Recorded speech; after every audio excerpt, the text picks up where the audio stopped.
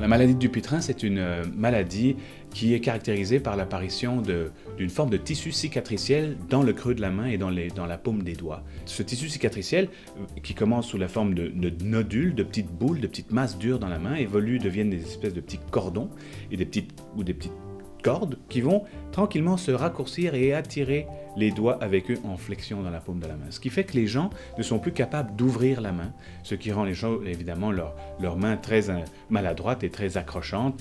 On s'aperçoit de jour en jour que la contraction augmente et on voit que de jour en jour, il n'y a pas d'amélioration, c'est toujours de la détérioration.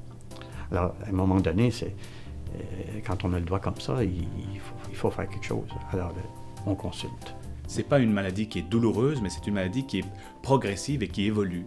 Et donc, plus on attend avant de traiter cette maladie, moins les résultats vont être bons et moins la récupération sera complète. Depuis le début, donc, ça a été 3 chirurgies. Et quand j'ai eu contact avec le Dr Brutus, j'en étais à ma 4e tentative de guérison. Et ça a fonctionné.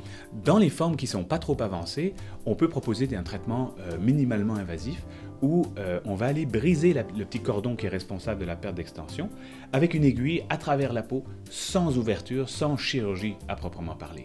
Dans les formes plus avancées, la chirurgie va être nécessaire et on va devoir aller enlever le tissu malade qui englobe souvent les nerfs qui sont voisins, et on va restaurer l'extension du doigt, améliorer la mobilité et rendre à la main sa liberté.